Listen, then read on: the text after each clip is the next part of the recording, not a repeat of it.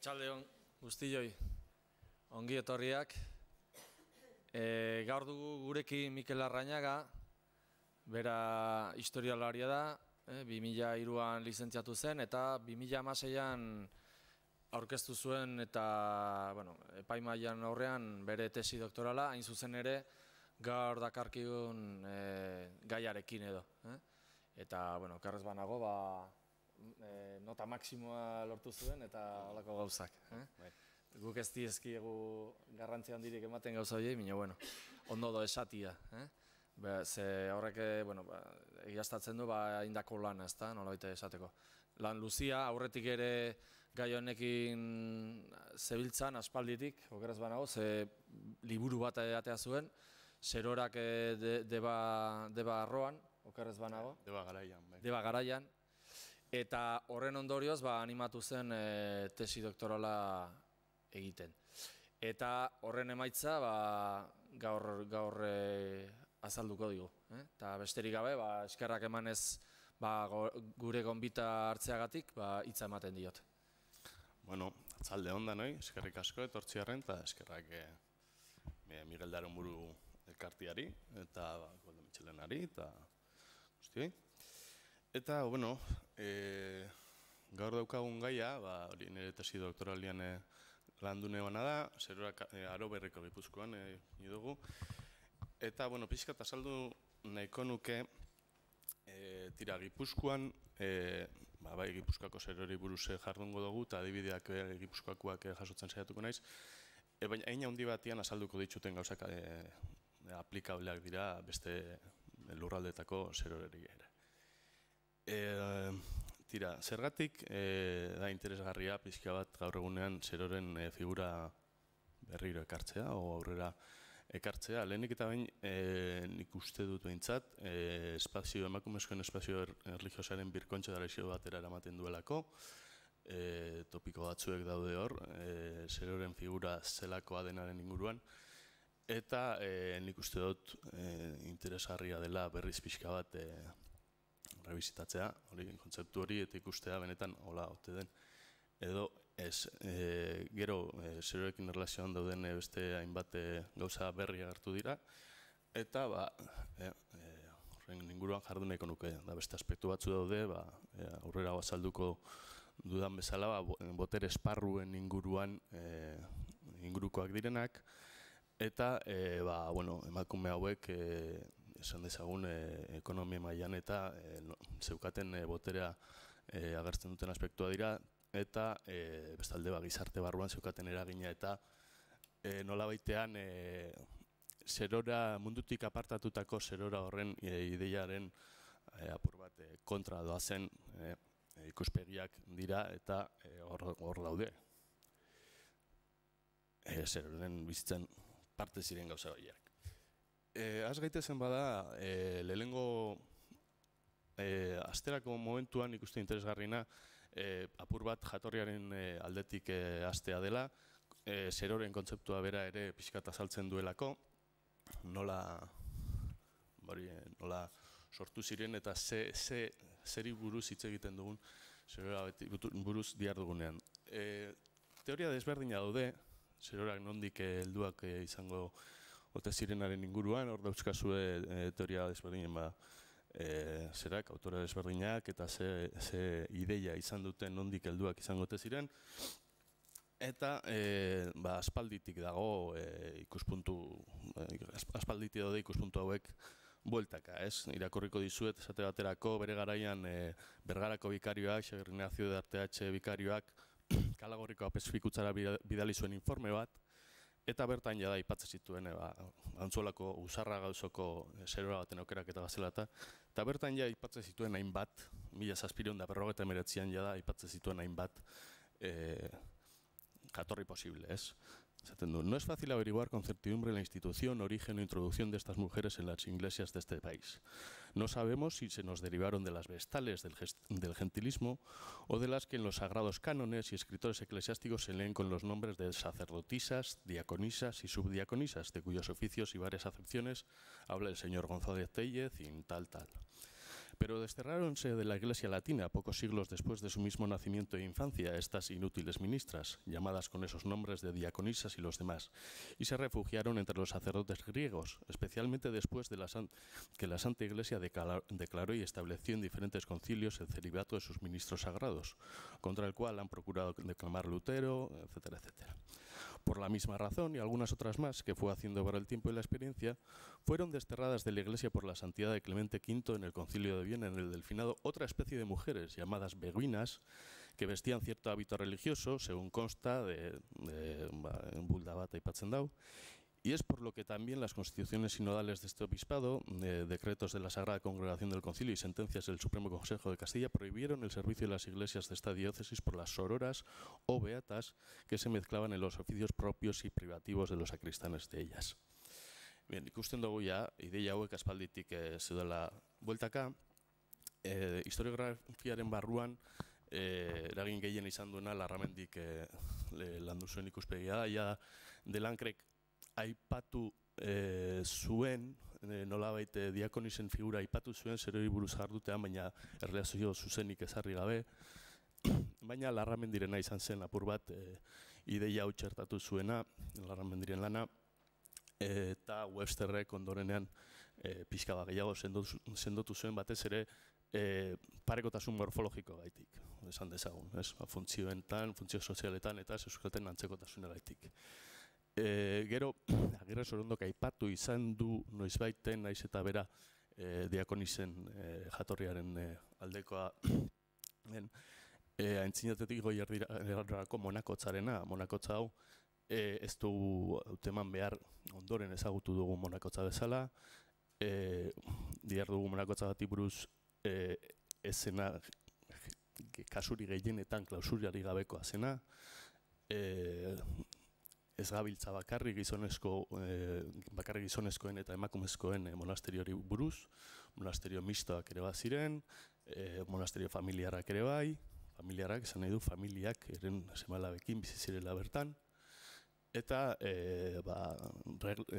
reglak izaterako orduan ere oso varietate handia zegoen, regla idatziak monasterio handietan eta egite ziren, baina monasterio txiki askotan izan ere ziren egingo, eta regla idatzi horietan regula mistaren zera zen, garaia ziren, orduan eurek aukeratzen zituzten ze regla egiten zuten, beste jada baziren regletatik hartutako zatietatik eurena osatzen zuten, eta regla horietan oizkoena klausurarik ez egotea zen, beste bizimodu bazen monasterioetan kanpoan hiltzen ziren eta ez zegoen. Azken finean, bizimodu horiek errepaso eginaz gero ikusten da antz dezente daukatela ondorenean zerorak izan zirenak izan zezaketen bizimoduarekin, edo hortik partidu zezakeen evoluzio bat egotea nahiko, nik behintzat ala uste dut, nahiko probablea izango litzatekela. Gero egon dabe bai, batez ere Piñaranda Garzia izan da autore bat eritzionen aldeko azaldu dena, Erdiaroko eta Aroberriko erlijiotasun laikoko mugimenduak, baipatu diren beginak, eta ondoren Gaztela eta Penintsulako beatak, zirenak, eta hirugarren ordenek absorbitzen saiatu ziren mugimendu sozialak, espiritualtasun, emakumezkoen espiritualtasuneko mugimendu sozialak, eta badira gehiago mugimendu horrekin lotzen dituztenak, batez ere dokumentazioan eman zaizkin izenak mugimendu horieri begira ezarri direlako. Edo eta entzinako badira ordena hospitalario eta militarrentatik eratorritako freila izena, esate baterako eta bestelako batzuk. Eta, mugimendu horietara joda azaltzeko jatorria. Nik pertsonalki kontzeptua bera euskararen baitatik begiratu dut. Ohartu naiz historiograferen barruan jendea bila ibili da, zerora hauek nondik eta zen eta nola definitzen ziren, alde batetik aspektu morfologikoekin eta bestetik terminologiaren jarraipenetik, eta terminologiarekin gertatzen dena da erderazko eta frantsesko dokumentuetan hitz horiek erabiltzen dituztela, baina euskarazko literaturaren barruan, 16garrenetik 18garrena begiratzen baldin badugu, ohartzen dugu zerora hitza erabiltzen zela erligiozko emakumeen bizitza moeta danak adierazteko. Mojena, klausurako mojena, barne. Hau da, guztiak ziren zerorak. 18. mendearen erdialde, bukaraldean da 19. hasieraldean, terminoen banaketa bat ematen da, banaketa semantiko bat ematen da, eta hegoaldean zerora eta mojaren arteko banaketa erabiltzen hasten da, eta iparraldean aldiz Andre zerora, guk hegoaldean zerora esaten digunerako, eta zerora guk hegoaldean moja esaten digunerako banaketa egin zen. Hortaz, garai haietako biztanleriaren adimenean ulertu behar dugu kontzeptu nagusia bateratzailea zela, hau da, zerorak guztiak zirela. Eta gehiago, antzekotasuna gehiago ikusten zituztela banaketa baino, horregatik ziren guztiak termino berberarekin izendatuak, bai. Eta nik irizpide hori segita egin dut nire kontzeptuaren zedarripena edo zalpena, eta hori, kontsideratu ditu klausuraz kanpokoak, bai. Eta horrek zeukaten bizitzarena. Hemen ikusten dugu, ipini dut adibide bat, hau da Teodora Episkopa, 9. mendeko zerba da, Romako kapera bateko irudioa da, eta bertan agertzen da, antzinatean, honekin garbi utzi nahi nuen, gaur arte ez da sinistu izan gehiegirik emakume hauek, izan zirenik historiografiak ez ditu gehiegirik jarraitu, baina gaur egunean egin diren ikerketetan ikusi da, bai, ez soilik diakonizak baizik, APSM-ak eta apezpikusak ere izan zirela. Hau Teodora Episkopa dugu, Teodo irakurtzen da, da bat kenduta dauka, bukaerako da kenduta dauka, ezabatu egin zioten, igarri ez edin, emakumezkoa zela, baina episkopa, episkopusen forma femeninoa da. Eta, episkopa hau daukagu, zer batekin batera, bere akapereko eskerreko figura zen, eta gero Santa Praxedes eta Santa Pudentziana izpekin batera zegoen, eta Maria Mara Virginiarekin. Eta Agnus Deia goian. Eta bera zen, bere gainean, lauki hori daukana horrek adierazten du oraindik bizirik zegoela egin zenean, eta agindu zuena, hori egiteko agindu zuena, bere semea izan zen, Paskual lehena aita santua zena. Emakume hau Paskual lehena aita santuaren ama izan zen. Eta apezpikusa zen. Hortaz, pixka bat hortik begiratu behar dugula behar dezagun. Ondo da. Zerora moetak horrela ulertuta, zerora moetetan sartzen baldin bagara, ikusiko dugu, barietatea handia dagoela. Hemen ipintzen dut ordenekiko loturak eta tenpluekiko loturetara nolabait lotuta dago, tenpluetan zeuden zerorek ordenekiko loturak ere bazeuskatelako, hau da, ordenetako abitua jarte zuten, 3. ordenetako abitua izate zuten Frantziskotarrena, Domingotarrena eta Mesedetakona gehien, baina beste batzuta eta Agustindarrenak ere bai, eta bar. Baina ez beti. Zerorak bat zeuden ere, espreski zeroren abitua ditzen zena erabiltzen zutenak, eta ez zena ordenetakoa. Eta, ordenekin zeuskaten erlazio moetak ere desberdinak ziren, tenpluen zerbitzukoak izan, edo ez, edo eurengotukoak izan. Eta ikusten dugu hemen, nola parrokietakoak eta ermitetakoak zeuden, katedrale santutegita bestelako beste tenplu moeta batzutan ere. Hemen monasterio atxikitutako zeldetakoak ipini ditut, batez ere ohartarazteko monasterioen lotura bat ezarri du parrokietako eta ermitetakoen eta monasterio atxikitutako zeldetakoen artean, horrek batuta uler ditzazue, zen...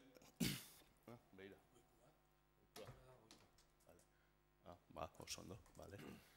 Eta honekin adierazi nahi dudana da, gure kasuan, Euskal Herriaren kasuan, parrokia eta ermitak monasterioetatik datozela. Monasterio familiarretatik ziurrenez. Gehienak, bai, asko, azpiegitura bat, gero jada erdiaroan eta aloberrian aberasten doana, orduan sortzen diren, hiribilduetako beste parrokiekin, eta bar, baina azpiegitura horretatik dator, eta hori antzinako monasterioetatik parrokiak eta ermitak sortu zirela ikusteko, tira, naiz hasiko orain froga sorta bat enumeratzen, baina garai bat dago, Reforma Gregoriarren garaia, eta orduan ezartzen da, eman dezagun bitarte kronologiko luze bat ematearen, 11-13 menden bitartean, eta orduan ezartzen da parrokien eta ermiten arteko mailakatzea, bai? Eta liturgia parrokietan emango dela, eta ermitetan beste nolabaiteko kultu bat egongo dela, eta ezartzen den garaia orduan da, bai? Ordura arte, tenpluen arteko banaketak ez ziren nahi besterakoak, eta diodanez, Euskal Herrian kasuan asko dira tenploi jarraipena egin, eta azken puntuan lehengo dokumentuetan monasteriotzat aipatuta aurkituko ditugunak, bai? Ez dakit okurritzen zait orain Oñatiko San Miguel. Oso garai berantiarrean, gainera Oñatiko San Miguelen izan zen pleitu bat, zeinen gandik ebiztanleek separatu nahi zuten kondaren manupetik esanaz abadengokoa zela parrokia eta euren obedientzia abadengokoa zela ez jaunarena. Tira, detaile bat. Aipatzeko gero, ospitale, umerzurtegi, hospizio, legenardundegi, erromesen ostatu, tenplu baritate mordo batean aurki ditzakegu emakumeak bertako zereginetara dedikatuak zeroratzat hartzen zirenak. Gero, ordenikeko loturaketik abiatzen diren bi lerro hauetan, hauek zinez erorak tenpluak zerbitzatzen ez zituztenak, bai? Euren kabuz, bizizitazkeen, hiribilduan, edo komunitatean, edo euren kabuz, zeroak bat ziren euren etxea zeukatenak eta euren etxean bizizirenak. Familiarekin ere bizizitazkeen, bai zerbitzuzko familia batekin, hau da beraiei zerbitzu espiritualak, ez? Zizkieten familia batekin, jarlekuetako zerbitzua, eta bestelako egitekoak egitezen familia horrekin, edo beraien familiarekin biziziren, eta holako funtzio bat betetzen zuten. Hauek ere, ikuspegi honetatik behintzat, euskaraz zerora izen hartzen zuten ez gero, zeroratzat hartu behar ditu, esan nahi dut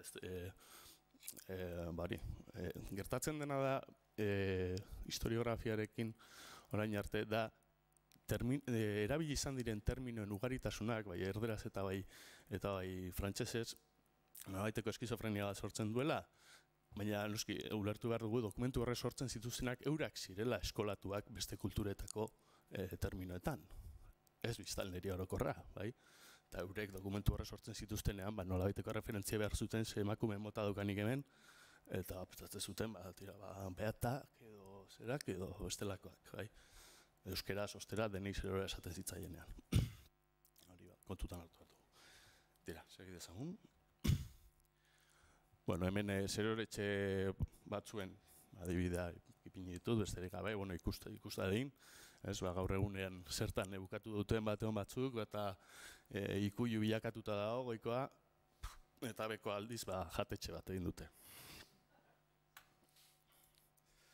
Bien, zaugarri amankomunak. Egin izan den, egiten saiatu izan den gauza bat, da zaugarri amankomunak topatzea zerora guztieri. Hori egiten oso zaila den gauza bat da, asko mugatzen espaduzu behintzat kontzeptua. Egoeren eta posibilitateen baritatea oso zabala da. Orduan, ez ziren beti betetzen hemen ikusten ditugun ezaugarri hauek. Izendapenak eta posesio errituak eta hauen dokumentuak egiten ziren, baina ziren dokumenturik helarazi gabe egindako izendapenak ere, ikusten ditugu bisitetatik eta batean ailegatzen dela bisitatzailea, eta ez zu non daukazu izendapena edo zera, edo erantzute zaila, begira guk hemen ohitura daukagu, ez dakin noiztik, hemen ez da izendapenik egiten horrela, auzotarrek aukeratzen dugu, eta horrela egiten da.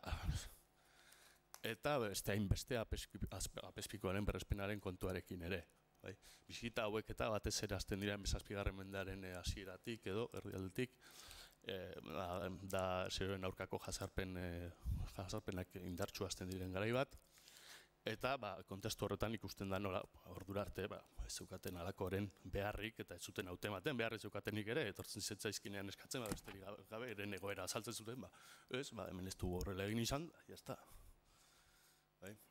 Gero kaparetasun eta moraltasun baldintzak, hauek ere aurkitzen dira izendapenak, halakorik aipatu ere egiten ez dena, eta esate baterako jauntxo batek izendapena egiten zuenean, gogoak ematen zionari egiten zion izendapena, da ez zuen kontsideraziorik hartzen, bizi modua oso egokia zuen eta zerik, horiek apezpikutzetatik eskatzen ziren, eskakizuna ziren, baina gauza bat dokumentu araugilea dira eta beste bat errealitatea. Hori da katx bat askotan egin dena ere, zeroak estudiatzerako orduan, hau da dokumentu arautzaileak errealitatearen isladatzat hartu, hori ez denean benetan horrela. Gauza bada, dokumentu arautzaileak ikus ditzakegu, eta askotan errepikapenak berak, dokumentu arautzaileetan ematen diren debekuen errepikapenak berak esaten digun nola betetzen ez den. Baina beste bide batzutatik ere ikus liteke. Dotenekin beste hainbeste, badira kasuak ez dena doterik eman izan.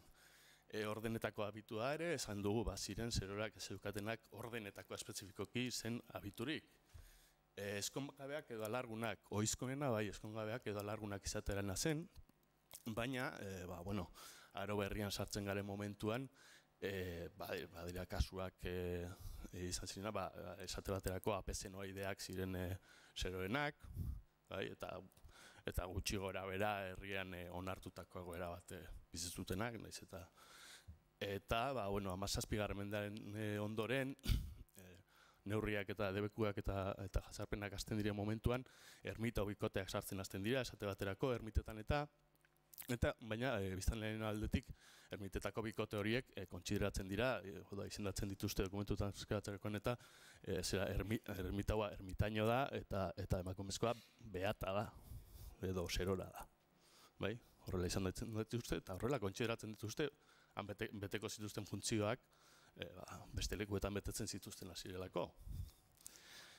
Eta, pasatzen da ere bai, arrasaten esate baterako, bikotea zera ziren, maiordomoa eta beata, eta zerean ostera, eta eskoriatzen uste duzela, ziren maiordomoa eta sakristana.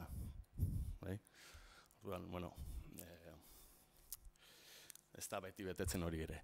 Autonomia ekonomikoarena ere ez da beti betetzen. Badira kasua, zintan izendapenean bertan ezartzen den, bere ondasun guztiak ondoren ermitarako edo parrokiarako izango direla, edo zerako izango direla, hasieratik ezartzen den kasuak.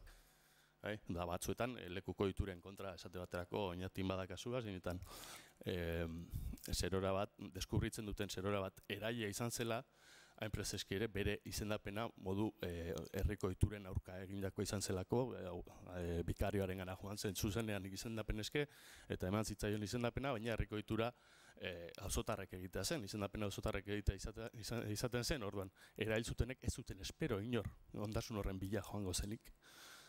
Eta ostera, nola Elizaren dako ziren, peskizak egiten hasten dira, eta horrekin hori topatzen dute ez. Gero, funtzio sozialak ipini dudana edo, izango litzateke, zerora guztiak ez zirela espazio eriotze errituetan, eta tenpulen zerbitzuan, eta ziren espazio sozial horietan esan daigun, ziren guztiak ibiltzen ere. Ziren zerorak, zirenak biltzen, da beraien beste aparteko bizitza bat egite zutenak, beren familiarekin, eta beste gauza batzuk egiten, bai. Gero, iragaten gara, zeretara, aktibitateak eta lanak zintzu ziren esatera, zen honek definitzen du bai, zertzuk ziren zerorak. Hemen beste esan dezakegu. Hemen azaltzen diren aktibitate guztiak zera dira. Zerorek kumplitu izan zituzten egin izan zituzten gauzak dira, baina ezin dugu esan zerora guztiek, hauetariko guztiak egiten zituztenik, bai? Eta izugarri badago, eta hemen aipatzen ditugunak dira, konprobatu dugunak zerorek egiten zituztela, eta aurkitu dugunak zeroraren bat, aktibitate horretan sartzezena, edo esteren bat, baina, tira, oizkotasun batekin beti ere ez duen sartuko hemen, hola, kasu, ez dakit nungo kasua topatu duana. Oizkotasun jakin bateko aktibitatea ziren.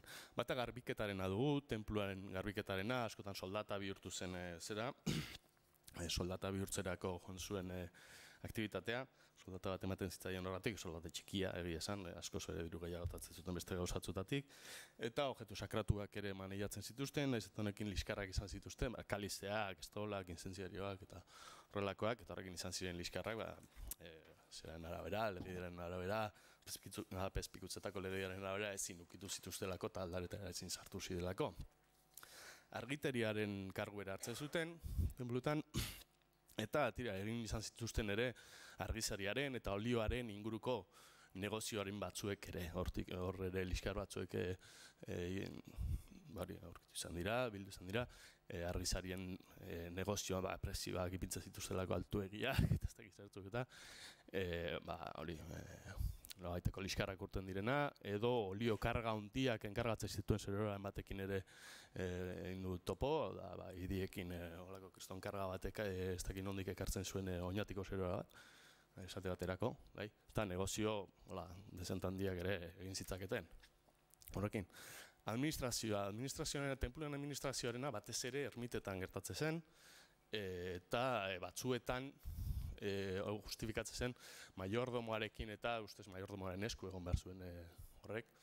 Eta gertatzen zenean maiordomoarekin erlazio familiarrak izatea gertatzen zenean batez ere, beste kasu batzutan ere bai, zerorek eurek ematen zituzten ermitako kontuak. Tortzen bizitatzaile etortzen zen eta zerorak esandakoaren arabera ipintzen ziren guztiak, berak zera malako administrazioa, zera maiordomoak eta ez. Eta zentzu hortan ere egon ziren aginduak, aginduren bat bada, aipatzen duena, bizitatzaileak esaten duena urrengo agindurako agerbedi maiordomoa eta eman ditzala berak, hori, ez zuelako nahi, zerorak administrazioa baterik. Eunako oihalak eta arropak, tenpluetako eunako oihalak eta arropak zerorek jasotzen zituzten, doaintzan ematen zituen jendeak bai, tenpluan erabilerarako, eta eurek zer egiten zituzten, konpontzen zituzten, eta berrera hilpeneretarako prestatzen zituzten.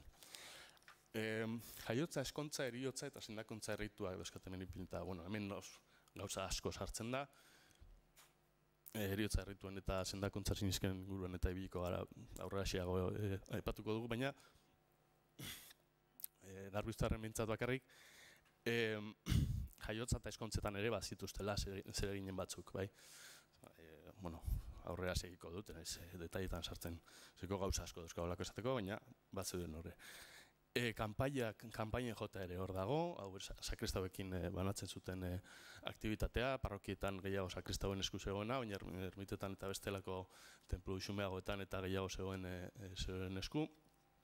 Eta horren baitan sartzen ziren bebai ekaitzak uxatzeko errituak, askotan apezeri lotuta ikusten ditugun historioak dira, baina badaude horre zeroen ingurukoak ere, Josefa Larramendiren bat daukat gogoan esate baterako, Josefa Larramendiren bizitza bat bada Euskal Literaturaren korpusaren barruan, eta hor bere garai batean, Josefa Larramendi zerora izan zen, ermita baten da anagertzen da, nola uxatze zituen ekaitzak eta bertako demonioak kanpaia joz.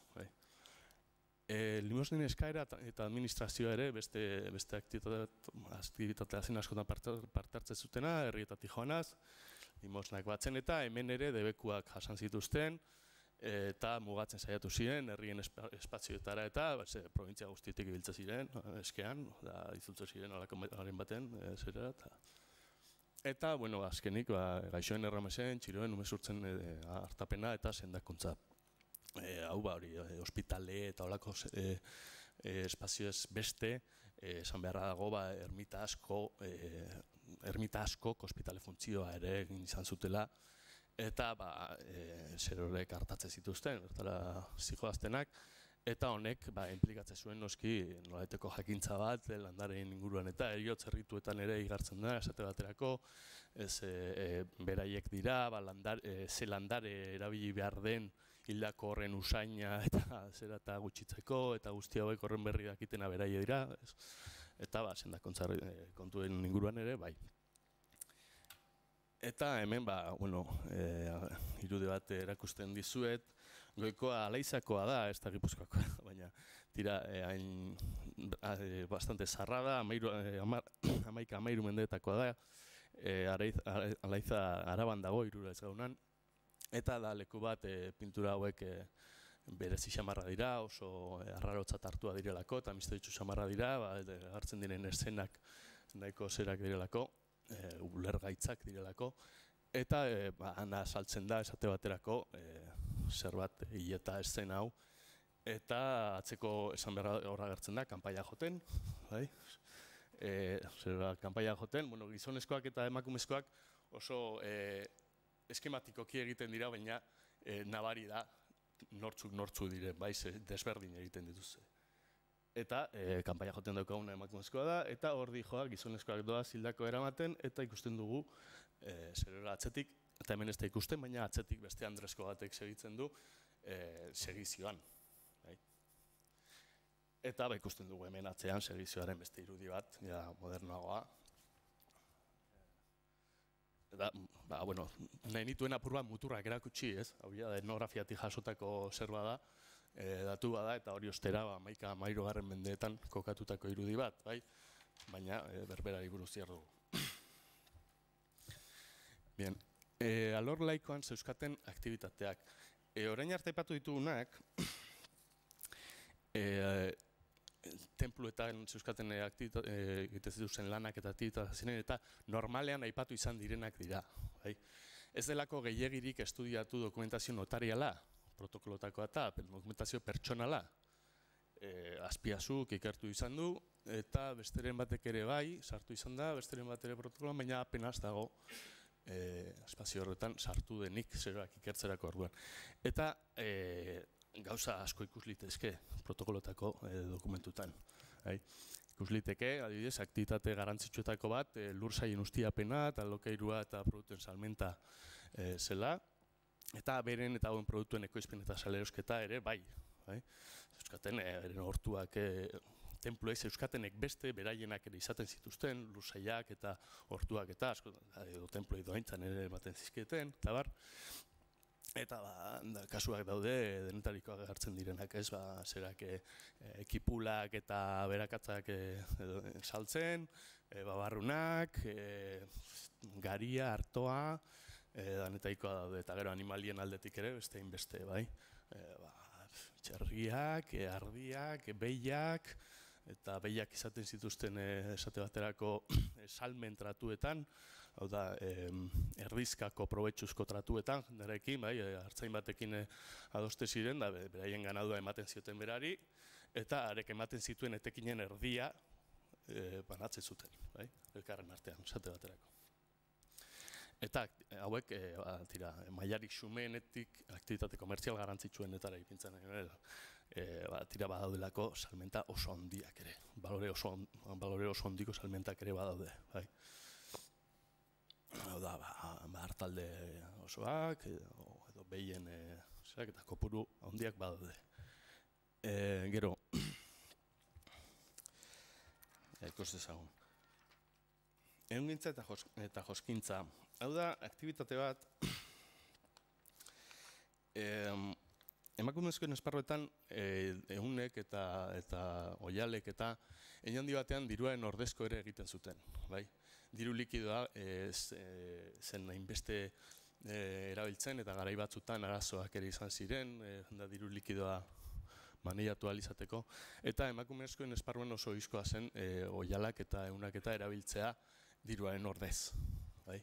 Eta zerorek, testu inguru hortan egite zutena, askotan esan, etortzen zitzaizkien, emakumezkoak honekin edo bestearekin, arropa honekin edo oial honekin edo denalakoarekin, eta bereiek diru likidoa ematen zieten, horren ez dakizen bat eskatzen zieten, diruz, eta prendan usten zieten zerbait. bai? Izena berak bakarrik dio, ze puntutarainoko txertatua zegoen zerbait enprenda sustea, horixe da, ez, zerbait ematen dizute, diru ematen dizute, enprenda susten duzu zerbait.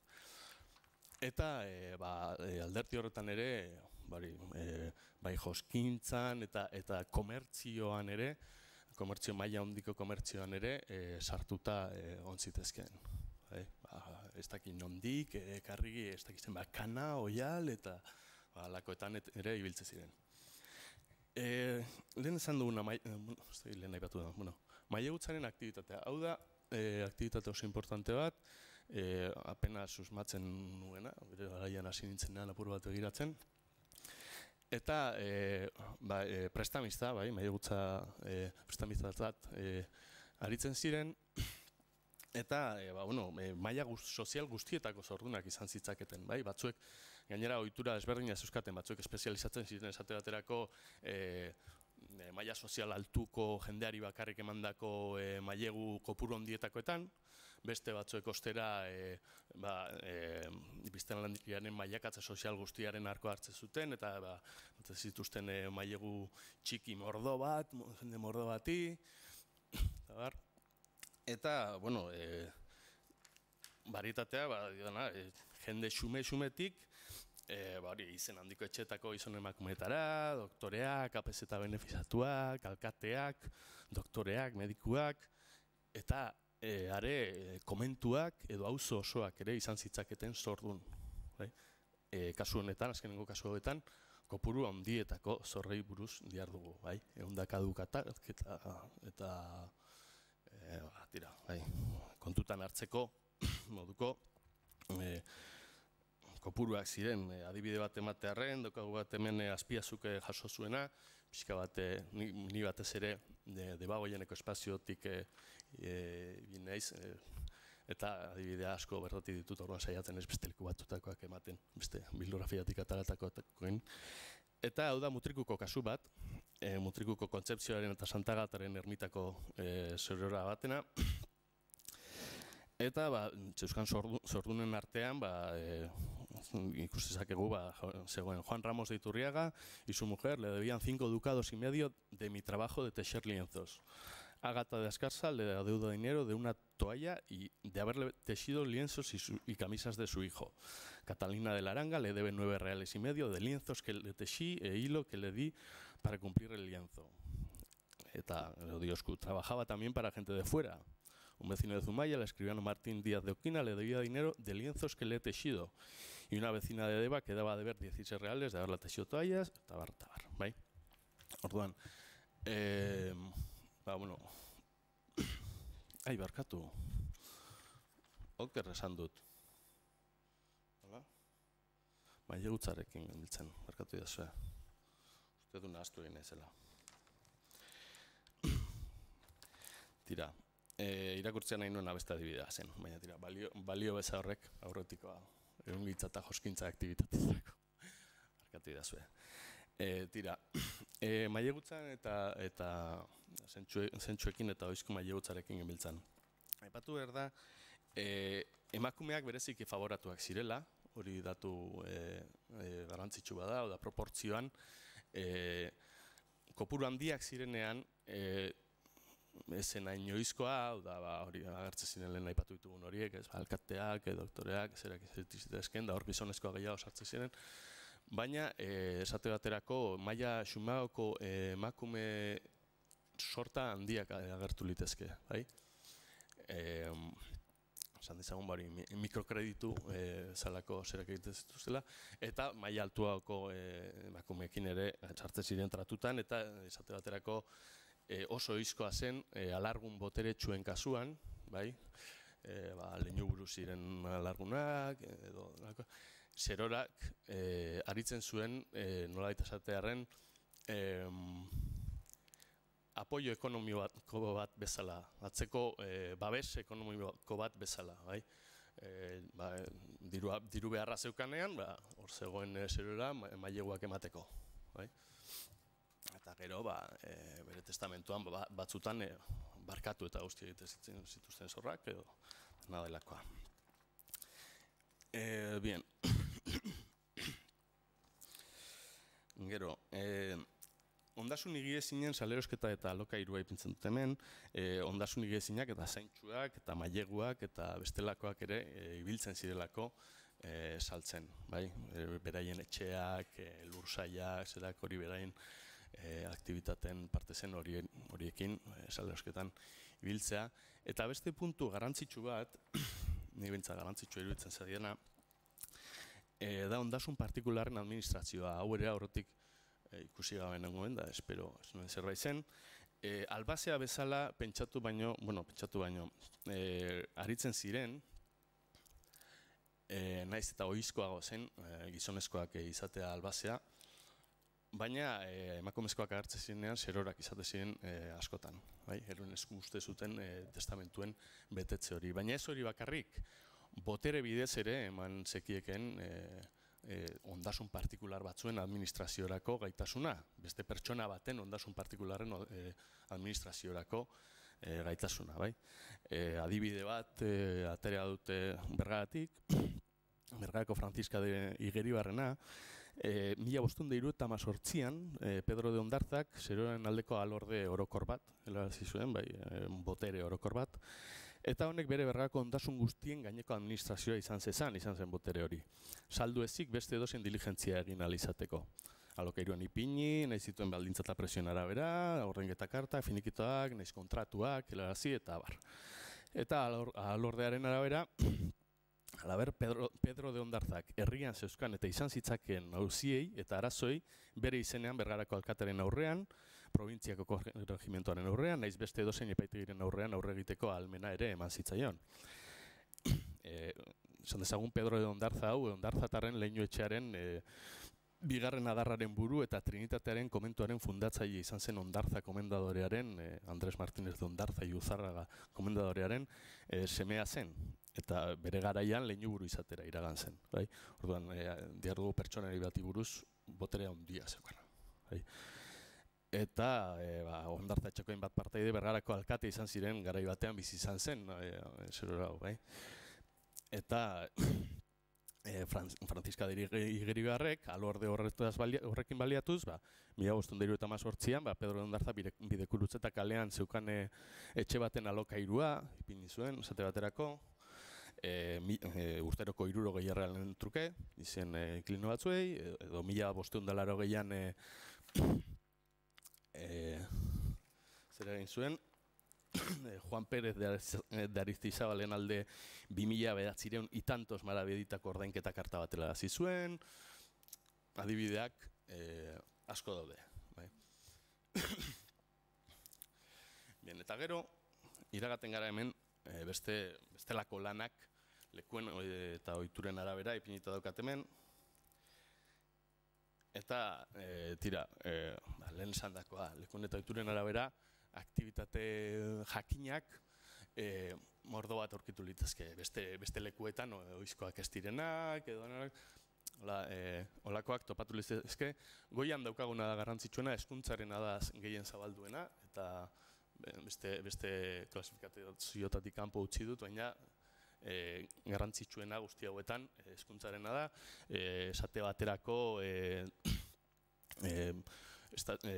konstituzio sinodaletan aipatu izan da, iparraldeko Monseñor Dolzere 1676ko estatuta sinodalietan, esate baterako, arautegian bertan, Benita, iparraldean Benita izena erabiltzen zen, zeroi ez lehitze zitzaien herrietako neskatilen hezkuntza, esate baterako.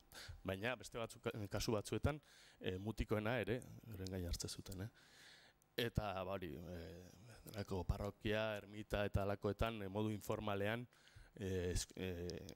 batez ere neskatxak, estea oso ohikoa zen, beste kasu bat ere badago ikastetxe baten zabalpenarena, esate baterako Bergarako Soledadearen komentuarena, bere hasieratan zerorek, behata bezala izan duten datutako batzue fundaturiko eskola bat izan zen, jesuitek beraien zera zabaldu baino lehenago, seminarioa eta zabaldu baino lehenago ipini zuten emakumeen eskola. Eta tira, aktibitate garrantzitsu bada hezkuntzarena burutzen zutena. Eta horrez beste, tira, daukagu varietate mesatarako hostiak egin, edo ardo bakarri, ermitara mesa ematera zijoanean argia eta afaria eman, jada erlojuak agertzen hasi zirenean 8. mendean dago Elizako erlojuaren zaintza daramanen bat, bataiarrirako ura eta gatzek hartzea, bueno, kofradietako eginkizunak ere bai, hori esate baterako kofradietak neu ere naiz gehiegi sartu hori ikertzen, baina bada beste espazio bat, eren eginkizunak izaten zituzten ere, kofradiekin ere kontatu zen eta partaide ziren kofradietakoak, eta batzutan beraile gordetzen zituzten mailak eta ez da gizartzuk eta kofradietakoak. Eta, bueno, leku konkretuen arabera gauza oso konkretuak azaltzen dira eta bereziak. Zero gizarte eta familia baitan eragin sozioekonomiko desentekoa zeukaten. Familiek zeroak izateko interes berezi izate zuten, eta zeuskaten eraginez baliatzen ziren sartzitezen kargura. Eta batzuetan zerak familiar desberdinen ondasunak ere batze ziren lortzeko zerora bat sartzen. Ze horrek gero bere etekinak zekartzan. Beraien borondatearen eta familia baitako beharren arabera, beraien ondasunekin favoratu zitzaketen edo leinu baten adar nagusia, gertatu izena adar nagusi horrek arazoak zeuzkanean, batzuetan baserriren baten erreskatea, edo etxeren batena, edo zer bat ematea, etxe bat ematea beste zerei, beste familiak ideren batzuei, eta olakoak egin izan zituzten. Eta, bueno, zegoenean, beste zerora batzuetan ikusten da beste portaera bat. Gertatzen zena, adar nagusiak arriskurik ez zeukanean, esan dezagun, bai? Eta orduan banatzen zituzten familietako bigarren adarretan beraien ondasunak, kasu horietan ohizkoagoa zen, doaintza txiki sorta batekin topo egitea, horrelako zer bat, ez? Eta banatzen zituzten, edo bereziki beharra zeukan batean familiako beste bigarren adar bateko bateron bati, doaintzan ematen zitzaion etxeren bat, edo horturen bat, edo olako kontuak. Baina nolabait konpentsazio ekonomikorako eragile bezala aritzen ziren familia barruan. Eta hori, hau da, Euskal Herrian familiak egituratuta zeuden moduan bere logika dauka, leinuburu bat eta familiako adar jakin bat bereziki favoratzeko dinamika sortzen denean, familia baitan halako eragile ekonomiko autonomoak izatea batera eta bestera joko dutenak arazoak dituen esparru bat favoratzeko, oso erabilgarria zen, oso probetxuzkoa zen, hala aritzen zen batean bat izatea.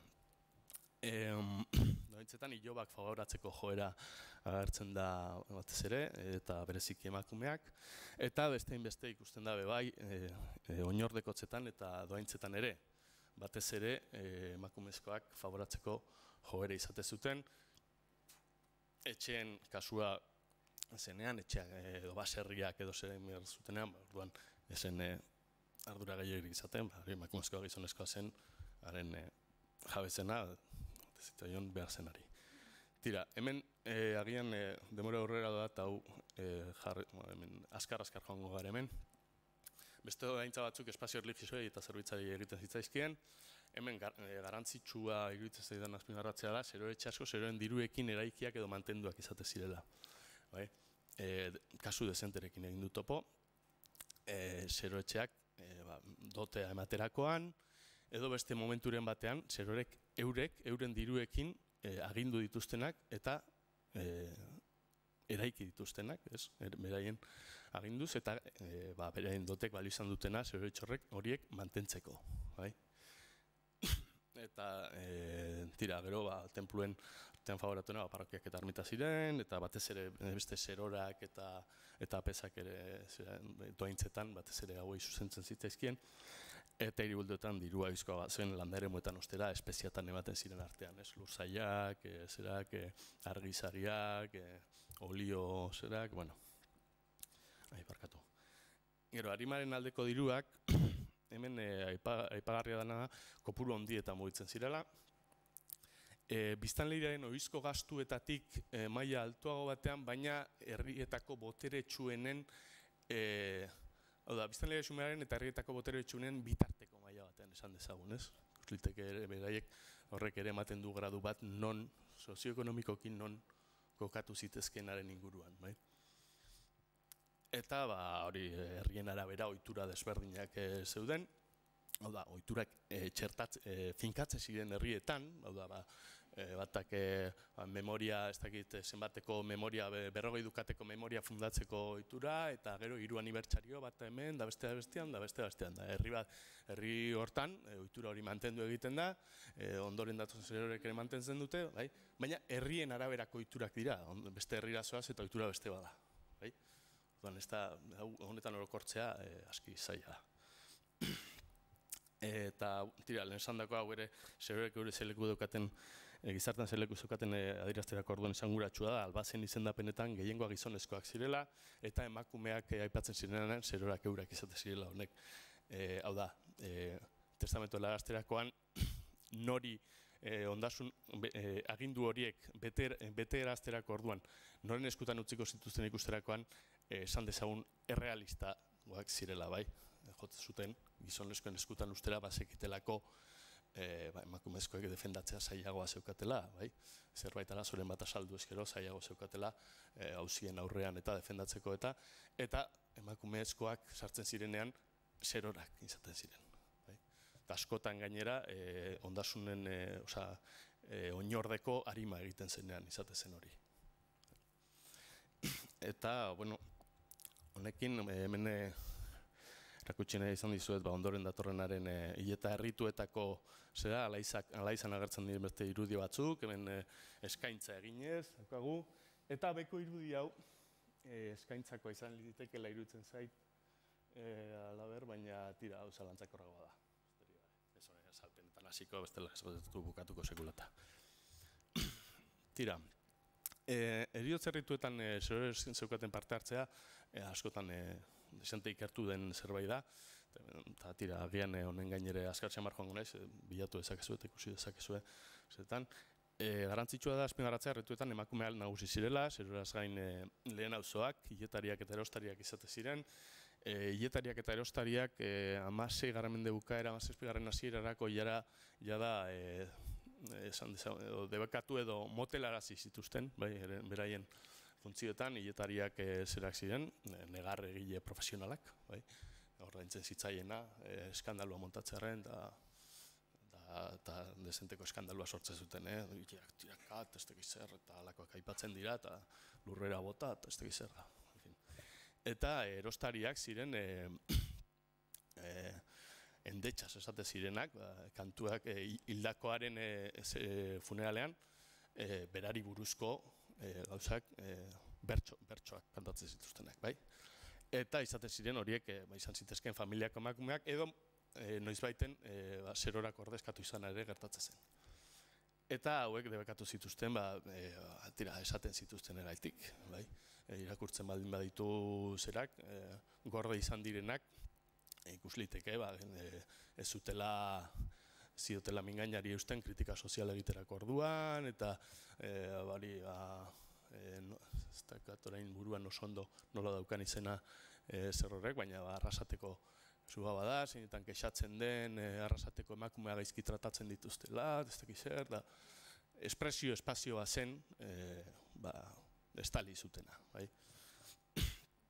Eta tira, gero prozesu guztian parte hartzezaketen zerorek, zuten hemen agertzen ditun gauza guztietan, herri bakoitzean guzti horretan parte hartzen, bai, ohituren araberako, baina har zezaketen parte, bai, agoniaren momentutik eta heriotzen momentutik, kanpaiekin abisu emana zerean, herrietan edo auzoetan, gorpua atontzen zuten ere, eta gero, itezen hilbidetik eramatea, segizioan joten ziren, bien bitartean lekuren batzutan ohitura zegoen pasatzen zen leku hartatik inguruan zegoen tenpluan kanpaia jotearena, hor ere beste zerbe parte zezaketen, eta horrela jakite zen nondik zoi joan hildako helbidean.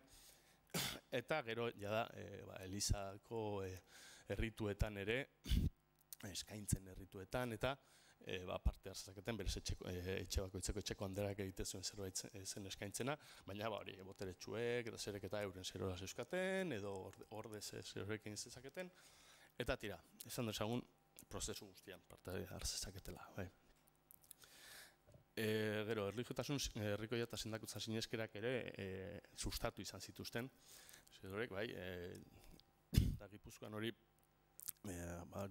bastante argi ikusliteke mapa hau, aipatzen dena lehengo puntuan, Santu eta Amarginen gurtza sareak bezala egiten ziren, Santu edo Amargina bakoitzari dolentzia jakin baten sendakuntza esleitzen zitzaion, batari belarriko minarena, besteari herniena, besteari begiko ez dakizena, eta horren arabera batera edo bestera joaten zen, eskatzera, sendatzeko, eta tenplu horietan, batez ere ermitetan egiten zen, ez bakarrik parrokietan ere baina.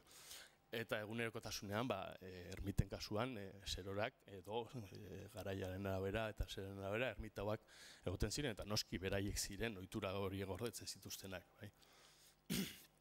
Eta ziren errituak etnografiaren bidez gorde direnak, zeinetan zerorek eurek errituak egiten zituzten, apezen parte hartze gabe, umeen sendakuntzarako, edo zerako, edo dena delakorako.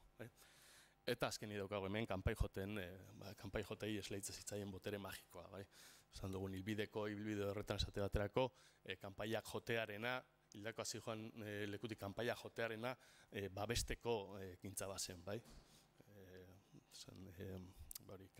Kanpaien soinuak, espiritu gaiztoak usatzen zituelako.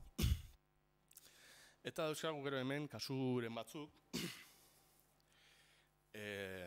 sinesken eta kultuen alderdi heterodoxoak eta desbiderapenenak.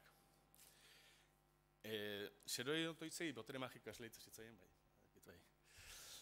Eta kontsideratzen zen beraien errezuek, zera zeuskatela ez, eragina handiagoa zeukatela.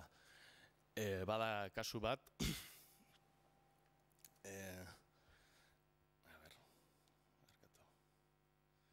txiko dugu. Gero beste kasuren bat topatzen dere kasu konkretua dira herrietakoak, orain nahiz hasiko espezifikatzen non zer gertatzen den eta baina. Izan ziren kasu epe apez batek zerora batekin bat harturik, espiritados omen zeuden batzuen sendakuntzara dedikatzen zena, lehengo eurek konbentzitzen zituzten espiritados zeudela, eta gero ez dakin nongo ermitara joan zitezela esaten zieten sendatzeko euren zerekin, eta zerora bera ere espiritada zegoen, bera ere espiritadatzat. Egite zen, eta esaten zizkien, zertzuk ez, zure etxean daude zazpilekutan espiritu txarrak zen zeretako bat, eta jote ziren horra, eta zazpileku horretako gauzak erratzen zituzten, eta espirituak usatzen ziren. Gero, badiria kasuak ere, Mirakusluzko sendakuntza eta profesiona, ezagunena Harriarango Joanarena, Oñatiko Arantzazuko santutegia lehengo ermita Harriarango Joanak fundatu zuen, zerora batek, eta lehengo garaietan bera eta bere beste zeroren taldea izan zirenan, ordenak heldu ziren arte, eta ordenak heldu ziren Harriarango Joana beraren semea beti komunitateko buru zela. Hor izan zituzten ordenekin nahikoa liskarri izan zituen, itxuraz ezen konpontzen zehar ondo orden desberdinekin, eta hor mugimendu gari egon ziren, pasat ziren Frantziskotarrak, Domingotarrak, mugimendu batzuk egon ziren hor, eta bere semea beti buru mantentzen zen. Bera hil zen momentuan, orduan kendu zuten paretik, eta gero Frantziskotarrak eta finkatu ziren gehiago, eta azkenean hortxe gelditu ziren, baina Arantzazuko santutegiaren lehenengo puntua eta mirakulua gertu zenean eta lehenikan montatu zena Harriarango Joanaren eskutik heldu zen, bai. Eta daukagu beste kasu kurioso bat, Urriñondoko Andre Maria do San Blas ermitako Ama Birjina irekigarriarena, hau Bergaran dago. Eta honek ematen digu testigantza siniskera ohizko batena garaiaetan, eta zen zerarena. Esan dezagun, irudi hauek debekatuak izan ziren bere garaian, ulertzera ematen zutelako, biztanleriaren gehiengoak irakurtzen ezekien garai baten, ulertzera ematen zutelako Trinitatea Ama Birjina beraren barrutik sortzezela. Bai? Ama Birjinari ama sortzaile baten papera ematen zitzaion. Bai? Eta imagina asko, garai baten, irudi asko eta estatua asko, Ama Birjinenak eta ikonografia hau zeukatenak, suntsitu egin zituzten, baina Bergarako San Blas ermitan gorde da, irudi hau, eta esan izan da gainera ikonografia hori garbien gorde direnen artetik garbien gordetzen duenetarikoa dela. Bai. Eta tira, azkenik hitzen batzuk prozesu desagerrarazte prozesuari buruz, nola desagerrarazi zituzten zerorak. Hemen ikusten dugu apezpikutzen mapa bat, Kalagorrikoa, Iruñakoa eta Baionakoa da, Gipuzkoaren kasua lekiko diot, eta ikusten dugu hemen, marraka dagoena, 1537an zerera pasatzen, Iruñako apezpikutzara pasatzen. Eta horrek determinatzen du, apezpikutzetako banaketa horiek determinatzen dute prozesua desagerrarazte eta debekuen prozesua nolakoa izan zen hein handi batean. 16. mendean, 15. mendeetan lehen urriak hasi ziren ipintzen, batez ere aldarera sartzearen kontuarekin eta ornamentuak maneiatzearen kontuarekin hasi ziren lehenengo. 1557an Gipuzkoako Batzar Orokorretan bertan kexatu ziren, probintzian zeuden zeroren moraltasun gutxiaz, oso kaskarin hasi dela eta kontrolatu beharra zegoela zenolako jendea sartzen zen zeroratzatez, kexatu ziren garai hartan. Eta egoera hortan zeuden zerorak, liskarretan eta sartzen zirenak, nola beraien egoera juridikoa oso garbi ez zegoen, jurisdikzio zibil eta elizkoariaren artean balantzan ibiltze ziren eta batak komenitzetzaien esaten ez zienean bestearen azegokila esate zuten eta horrela ibiltze ziren.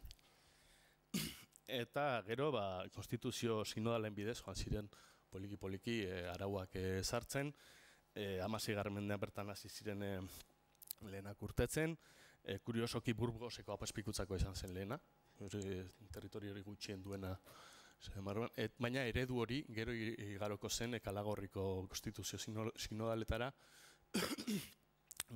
lehenik Iruñako ertara eta gero Kalagorrikoetara. Eredu agindua da urteak, adina, eskatzen duten adina bakarrik aldatzen da eta titulu batzuk eta, baina da kalkatuta dago.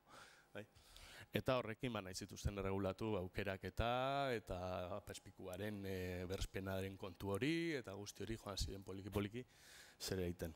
Eta funtsean, gero 17. mendean eman zen hasieratan zerora desagerrarazteko zerik momentu indartsu bat, desagerrarazi nahi izateko momentu indartsu bat, 1621ko Kalagorriko konstituzio sinodaletan, bakarrik eragiten zion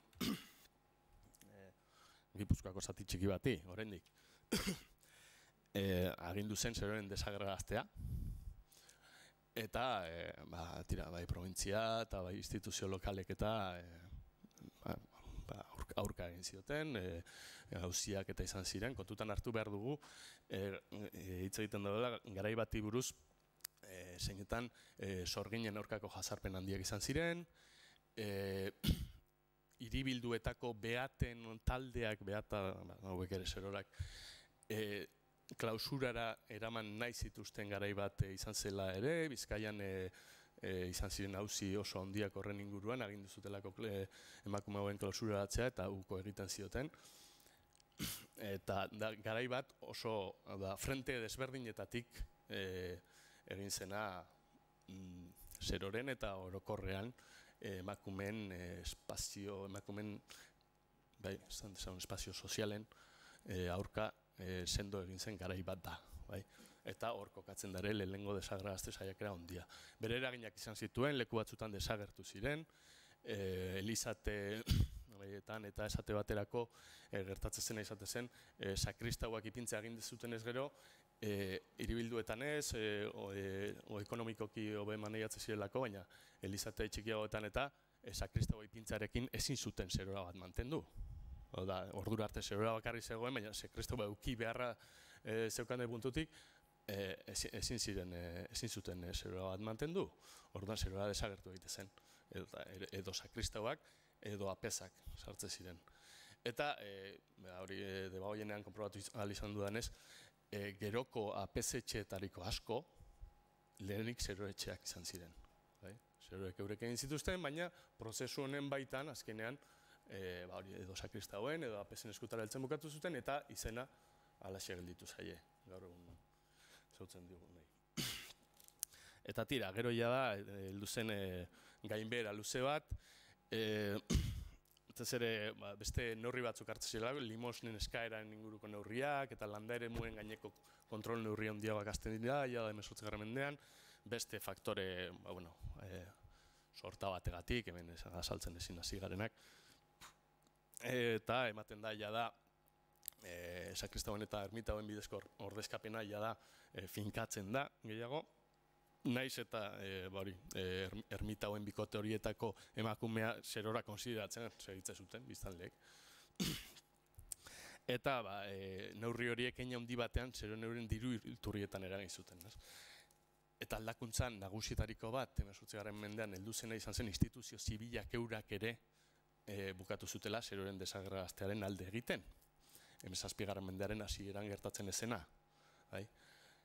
Eta hala izan zen, azkenean, 1779an errege dekretu bat heldu zen, probintzia berak eskatutako ermiten kontrol eta zeroren kontrol gaineko eskakizun batzuen ondoren, zuzenean Arandako kondeak, Arandako kondearen eskutik heldu zen errege dekretu bat zen, ermiten itxiera agindu zuen, eta zeroren desagerraraztea. Eta, noski, herriek frente egin zuten, baina nahiago izan zuten ermitak berriro zabaltzea baimentzea eta zeroren kontu alde batera utzi bi kontu eri heltzea baino, noski. Eta hor zerora asko desagertu ziren ere. Ez guztia, gero itzuli zirelako, edo trukotxoak egite zituzten, haue ekiditeko, kasu batean esate baterako azaltzen da maiordomoa ermita, baina ermitako lur guztiak zerorak alokatutzat agertzen dira, eta bertan bizi da oraindik, eta hortxe dago, ez da titularra ofizialki, baina hortxe zegoen oraindik, eta tira, modu ezberdinak izan ziren, eta gaur egunean esan diteke badaude zerorak oraindik, oso beste modu batekoak, garaiak oso desberdinak direlako, baina, nik pitzatzen du kontsideratu litekeela, hori 18. mende bukaera horretan, garai baten bukaera horretan, zerora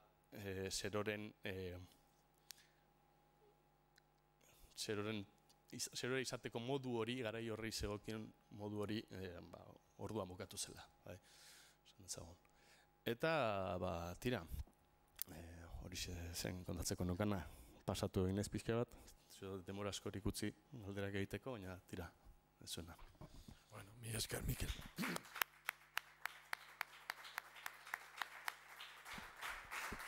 Mila esker. Bueno, guain tartetxo bat irikiko jogu eztabaida edo galderei, 10-15 minutu baitugu, beraz nahi duenak galderaren bat egitea, mesez badakagu hor mikrofono txo bat, galdera egiteko.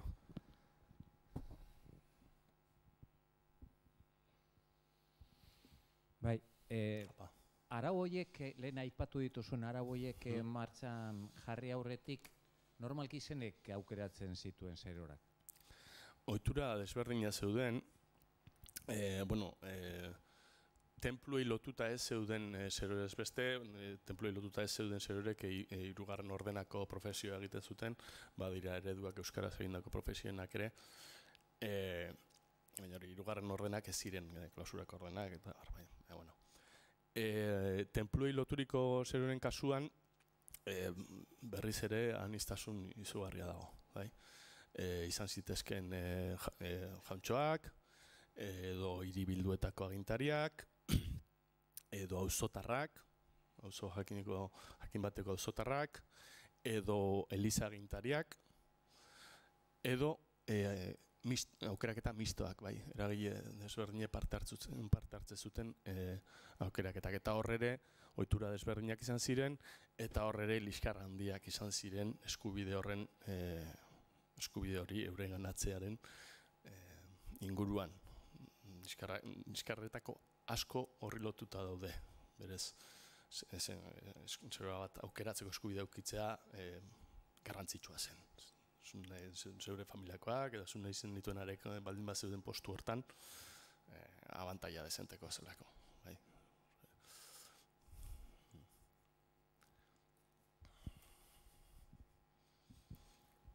Aurreko galderari oso lotuta, ez bazauden oso garbi ziren, esan duzu epaitegitera joazenean esaten zuten zeudela edo erlijiosoaren, edo ez dagoen garbi erlijiosoak ziren, edo zibilak ziren, orduan ez bazegoen oso garbi, agian ni ez dut ulertu, baina elizatik nola ez dagoen erregulatuta edo erregulatzen nahi hori solorak izateko, ezakizer, como las hermanas de la caridad, edo horrelako zerbait, desena zehazteko, hauek zer diran, elizaren barnean badaude, zer egingo duten, monjan dira, ez dira, orduan, ikusi dut hori zegoela, oso ez zegoela garbi, orduan, ez jakintasun horretan, ez zegoela zehaztuta, nola aurkezten zuten burua? Eliza agintarien aldetik saiatu ziren, nola baiteko, konstituzio sinodalen bidez eta eman zitzaizkien arauak, adin jakinenak, portaera jakin moraltasun garbi izatearenak, eta holako zer batzuk, ez? Ezaugarri batzuk, kaparetasunarenak, eta bar.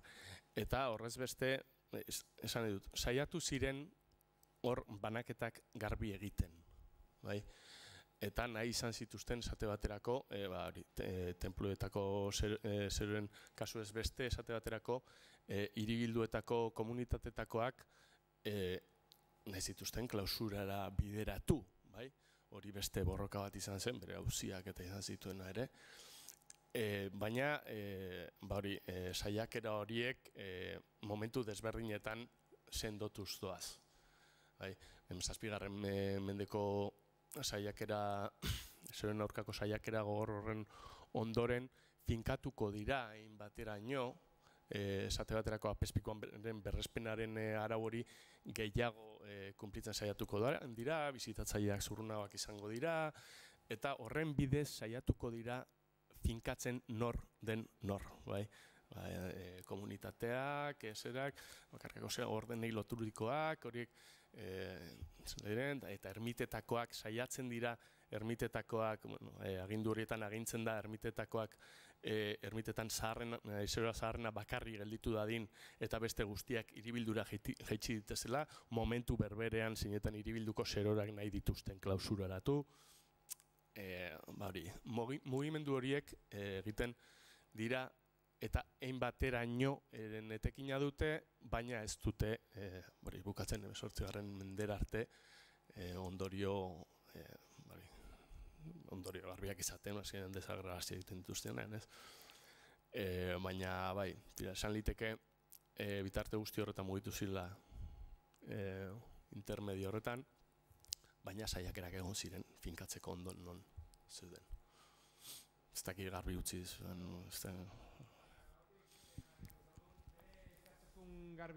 bere zehaztazun garbi hori izan daiteke arrazoi bat desagertzea nahi horren inguruan, esan ez du bota zietela ez direla moralki oso onak, eta zituztela behar zituzten botoereak, ez zintutela sartu sartzen ari zirela peizen lekuan, orduan. Ni uste gehiago bideatu zutela hortik eta ez izateagatik emakume bat hor dagona. Tira, kontu horiek, portaera txarraren eta kontuak eta ziren gaur egunean kasu partikularrekin pasatzen den bezala. Zerbait aldatu nahi duzunean, kasu eskandalagarri bat hartzen duzu eta erakusten duzu, ez? Eta esatu zu, ze pasatzen den. Halako kasuak bazeuden, baina ez ziren, pentsatu behar da, garai batean gaudela, 17. mendera arte ez dira arrasten esate baterako APZ eurei ere apur bat ganoraz ipintzen, APZak bizi ziren herrietan eren andrekin eta umeekin eta euren etxean. Osea, zen kasu asko zeuden nolakoak herriak onartu egite zituenak. Bai, orduan, esan nahi dut, banaketa horiek egoera, ez dakit nola saldu, barkatu dezu. Ez zeuden oraindik zeharo finkatuta araudiak ez ziren oso zurrunak horren inguruan, bai? Eta zeroren gana llegatzen dira APZ-en gana heldu eta gero. Bai? Lehenik APZ-eta sarduratzen dira, eta gero zerorenkin hasten dira, kronologikoki horrela gertatzen da. Eta tira, horiek erabili zituzten motibotzat, gertakizun hori motibotzat erabili zituzten, baina horrek ez du esan nahi arazo izugarri bat suposatzen zuen, garaiko gizartean gertakizun normalak ziren, bai? Eta, esate baterako kasuak bat baino gehiago daude, familiakide, APZ familiakideren baten seme edo alaba zerorak hartzen duena hasteko, edo zerora berak, umeren badaukan eta engantzatzen duen bait, edo holakoak ez ziren bat ere arraroak, baina ez zuten suposatzen alako problemarik.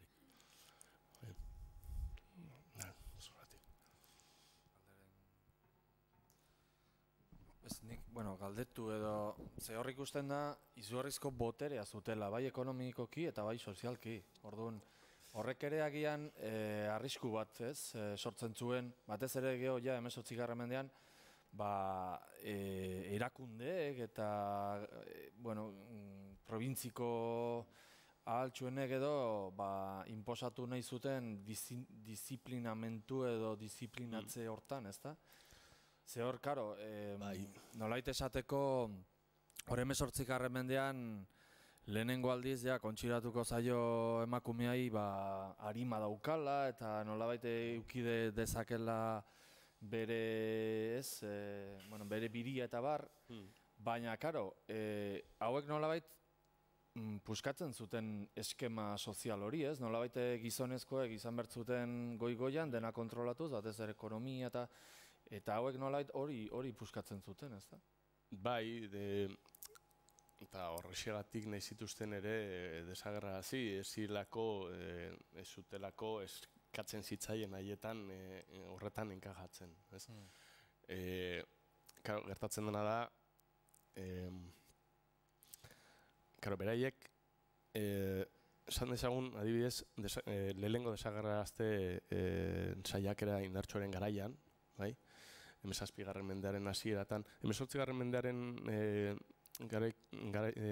mendean kasua desberdina da, zeila da, esan dezagun, beraien oinarri ekonomikoei egin zitzaien jada bere kaltea, bai? Eta ez zeukaten hainbesteko, jada bukaera hartarako zeukaten hainbesteko botorerik, baina 17. mende hasierako zer hartan, saiakera hartan, nik uste dut, ez dela batera aldrebesa pentsatzea, agintari lokal, batez ere lokal horietako askok, noski, beraien prestamista galtzetzen dituztela, esate baterako. Eta ez zeukaten batera interesik, beraiek ere, zerorak desagerrarazteko. Gero, jada, 18. mendearen bukaera hartarako, jada egora desberdina da, ez daukate hainbesteko botererik zentzu horretan, eta jada instituzio zibilek ere ez dute hainbesteko interesik azaltzen defendatzeko. Baina, hori, esate baterako, bergarako kasua gehien esatzen dudana da, bere, batez ere artxibo oso daukalako.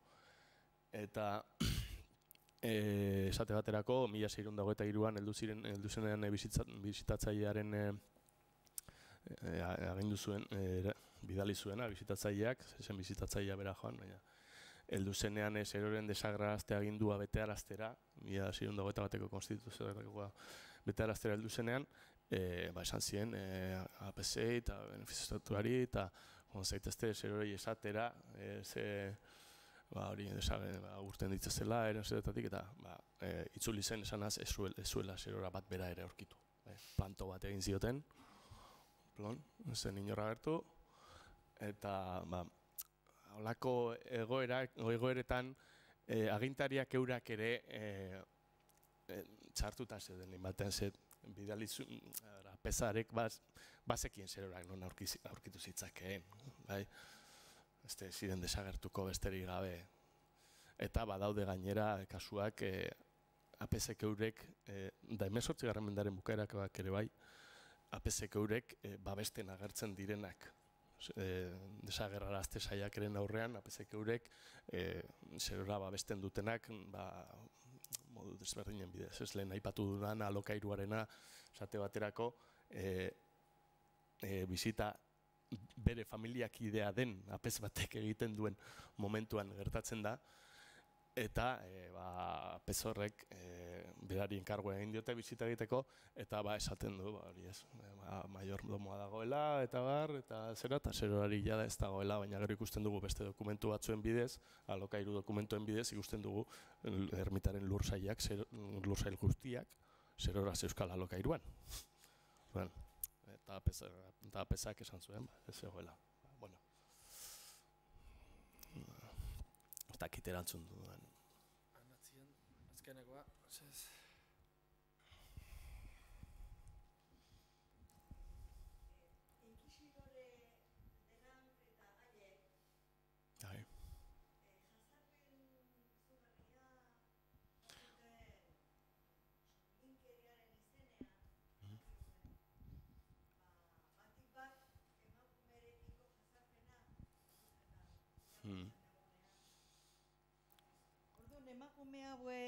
Emakume hauek egiten zuten diru kudeaketaz gain arima, bai gorpuzta arima, bai biziri zeuden garaian da bai hilda gero ere. Diot, inkisizioak izan ote zuen ze ikusi handia emakume hauen desagertzeaz eta erresa zuten, esanaz zenbait herritu edo paganismoarekin lotu, ez dakit bat ere ez, baina etorri zaitu burura iritzi hori ea. Bai, egin zezaketen, baina hori lehenik lekuko instituzioak konbentzitu behar zituzten. Delankreren kasuan, garai hori bai da, garai bat, hori sorginen aurkako jasarpenak handiak egoten direna, por cierto, Delankrek bere jasarpenetan sorgintzat zerorak ere atzeman zituen eta erre zituen. Eta bai, izan zuten, garai horrek eta jasarpen horiek izan zuten eraginik zeroren patuan, jarraipen badago Delankreren iparraldeko aktuazio horien eta ondorengo zugarra murdikoen eta gertakizun horiek egon zirenaren ondoren datoz 1621 Kalagorriko konstituzio sinodalak, bai? Eta esan liteke egin batean espiritu hori jasotzen duela.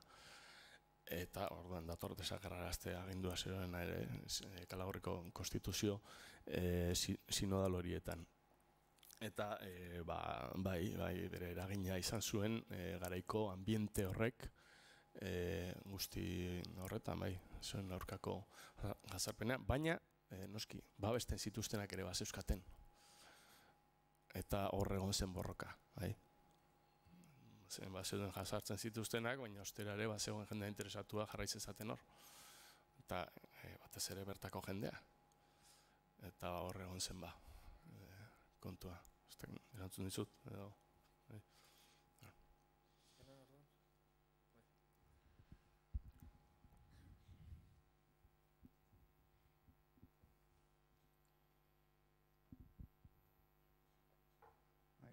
Kaixo, zorionak. Eskerrik asko. Hone, eztabaida honen arira, ez? Pixka bat desagerpenaren arira. nire ikuspegitik, usten dut, bueno, beste elementu bat, ez, emango dut, eztabaidan. Mugimendu laikoan edo esarriko nuke, osea, esan nahi dut. Urtea oso esanguratua da, osea, azken finean 1700, ez, erregaren dekretua ez, 1700 eta 1709. Hori da. Eta Konpainia de Jesus, ez, desagertzen da, justo bi urte lehenago, ez. Eta nortzuk dira gaina probintziako agintari horiek, ez. Osea, hor daude, ez, sartuta, Peña Florida, Narros, Montermoso eta horrelakoak, ez. Dokumentuetan agertzen dira, ez, batzuk, ez. Enemigos declarados de la ropa negra, esaten da, ez. Eta, bueno, eztabaida horretan, eta baita kortean ere, Madrilgo kortean, bueno, pixka bat honekin lotuko nuke, ez? Laikotasunez, mugimendu elementu bat, ez? Ilustrazioak izan zuen eragina ere mundu, testu inguru guzti horren amaiera horretan, izan zuen eraginik, lehenik eta bain, esan dudana oinarri ekonomikoak 18garrenean nola horren bila joaten diren, eta guzti hori hartzen ziren neurri zerez beste, biztanleria orokorrean ere, heriotze errituetan esate baterako gainbehera handi badago, jada mendearen hasieratik, jada biztanleek parrokietan eta bar hitzarmenak egiten dituzte gastuen neurriak jesteko. Eta probintziaren aldetik ere egoten dira zerak, aginduak, eta pertsonaia garrantzitsuak ere larramendi bera be, horren aldekoa da, ez, halako gastu handiek familiak arruinatu besterik ez dituztela egiten, eta bar. Eta, orokorrean, erlijioarekiko eta espiritualtasunarekiko ere beste jarrera badagoen garai bada, eta horrek zer ikusi asko dauka zeroren mundu horren gainbeherarekin, Naiz eta badauden kasuak ere hori zerora konkretuenak segitzen dutenak botere handi esaten, aipatzen nuena esate baterako, jesuitena esan duzu, Bergaran seminarioa egin zuten baino lehenago izan zen Soledadeko neskatzen ikastetxea, zerora bate fondatua. Jesuiten etxea Bergaran 16. mendekoa da. Gero egia da, hor gero ilustratuak. Ilustrazioko zera diot. Gizon hauek Bergarako... Beira, ez dut ondo saldu. Esaten nuen, esate baterako, ezen, neskatzen ikastetxe horretan, hasieran ipini nahi izan zen zeretako bat, arauetako bat izan zen, zabalik egon Zedila herriko aberastasun ezberdina zeukaten neskei. Eta bakoitza bere ahalen arabera ordain zezala nahi izan zen. Azkenean ezen ala izaten bukatu, eta gora bera askoren ondoren, orain Mariaren lagundia dena sortzen bukatu zen, eta ordena bat heldu zen, eta tira, bitartean arazo ekonomikoa izan zituzten, eta bar, bueno. Baina, esan nahi nuena zen, hori. Espiritu ilustratu hori alde batetik heldu zela, zeren euren gana ere, eta bestetik euren kalterako ere izan zela. Eta ez dakit zerbait hor gelditu zaidan edo ez, esan duzunetik, esan. Bueno, mila esker bukatutzaten baten dugu, eta hurrengora arte.